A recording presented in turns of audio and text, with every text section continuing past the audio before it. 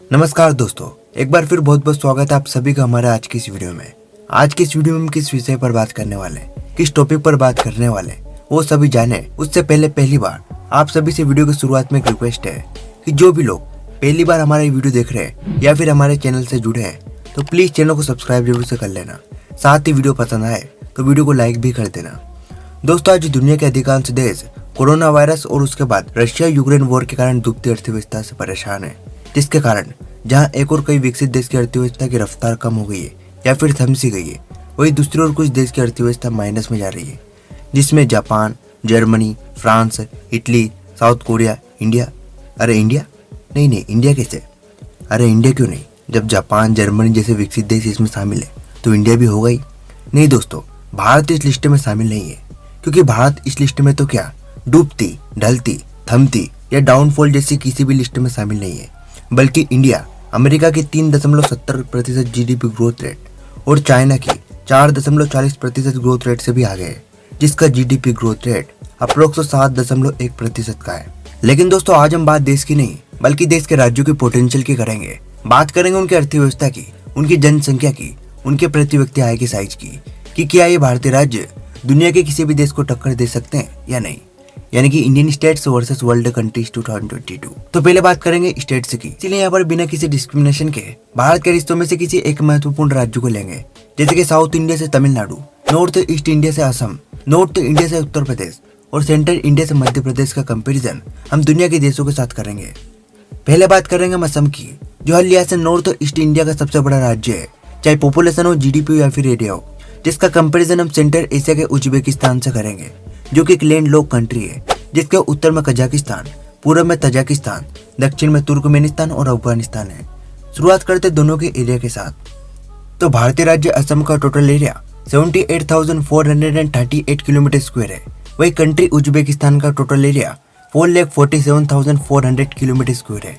वही जनसंख्या की बात करें तो स्टेट असम की टोटल पॉपुलेशन 3.5 करोड़ है, जिसके सामने उज्बेकिस्तान की टोटल पॉपुलेशन 3.4 करोड़ है। पर कैपिटा इनकम के लिहाज से देखें तो 2022 में भारतीय राज्य असम की पर कैपिटा इनकम 1,48,000 है। वही उज्बेकिस्तान की पर कैपिटा इनकम 1,67,000 है। नॉमिनल जीडीपी की बात करें तो असम की nominal GDP 75 billion US dollar है। वही कंट्री उज्बेकिस्तान की नॉमिनल जीडीपी करीब 74 बिलियन यूएस डॉलर है। अगला स्टेट है मध्य प्रदेश, जो भारत के बिल्कुल सेंटर में और सेंट्रल इंडिया का सबसे समृद्ध और अमीर राज्य भी है और भारत का 10वां सबसे अमीर राज्य है। लेकिन भारत का ये राज्य उत्तरी अफ्रीकन कंट्री अल्जीरिया और पश्चिम एशिया में स्थित कंट्री कुवैत को टक्कर दे सकता है। जी हाँ दोस्तों, फिलहाल हम अल्जीरिया को लेंगे। तो दोस्तों, जहाँ पर मध्य प्रदेश का टोटल एरिया 3,08,245 किलोमीटर स्क्वायर है, वही कंट्री अल्जीरिया का टोटल एरिया 23,81,741 किलोमीटर स्क्वायर है, जो मध्य प्रदेश से क्षेत्रफल के लिहाज से कम 6 गुने से भी अधिक बड़ा है। लेकिन वही पॉपुलेशन की बात की जाए तो जहाँ पर भारतीय राज्य मध्य प्रदेश की कुल जनसंख्या 8.5 करोड़ की है, तो वही अल्जीरिया की टोटल पॉपुलेशन महज 4.5 करोड़ की है।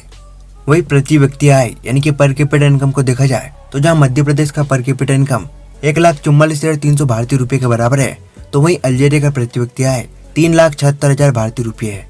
और नॉमिनल जीडीपी की बात करें तो मध्य प्रदेश की नॉमिनल जीडीपी इस समय पर 170 बिलियन यूएस डॉलर से की है। वही अल्जीरिया की nominal GDP 173 billion US dollar से है। अगला राज्य है उत्तर प्रदेश। दोस्तों, उत्तर प्रदेश भारत का सबसे बड़ा राज्य है इन टर्म्स ऑफ पॉपुलेशन। वही एरिया वाइज से भारत का चौथा सबसे बड़ा राज्य है। लेकिन भारत का ये राज्य कम्पीट कर सकता है पड़ोसी देश पाकिस्तान को, क्योंकि पाकिस्तान का वर्तमान जनसंख्या इस वक्त पर 23 करोड़ के करीब है और वही उत्तर प्रदेश की एस्टिमेटेड पॉपुलेशन 23.5 करोड़ के करीब है।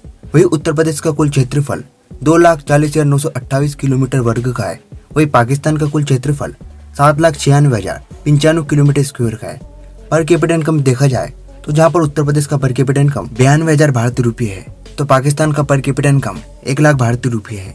अगर दोनों के नॉमिनल जीडीपी की बात की जाए तो जहाँ पर उत्तर प्रदेश का नॉमिनल जीडीपी 310 बिलियन डॉलर से निकल कर आता है, जिसके सामने पाकिस्तान का nominal GDP 377 billion US dollar है।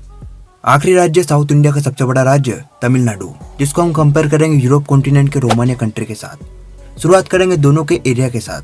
तो जहाँ पर भारतीय राज्य तमिलनाडु का कुल क्षेत्रफल 1,30,058 वर्ग किलोमीटर का है, तो वहीं यूरोपियन कंट्री रोमानिया का कुल क्षेत्रफल 2,38,397 किलोमीटर वर्ग का है और जनसंख्या के हिसाब से तमिलनाडु की वर्तमान आबादी 8 करोड़ से भी अधिक है। वही रोमानिया की वर्तमान जनसंख्या 1.8 करोड़ की है, यानी कि तमिलनाडु से लगभग 4 गुना कम। हालांकि इसका एडवांटेज भी रोमानिया के साथ है, जहां पर तमिलनाडु का प्रति व्यक्ति आय 3,31,600 भारतीय रुपये है, तो वही रोमानिया का प्रति व्यक्ति आय 9,76,000 भारतीय रुपये है। नॉमिनल जीडीपी की बात की जाए तो जहां पर तमिलनाडु का सकल घरेलू उत्पाद यानी कि नॉमिनल जीडीपी करीब 338 बिलियन यूएस डॉलर है, तो वहीं रोमानिया का nominal GDP 301 billion US dollar है।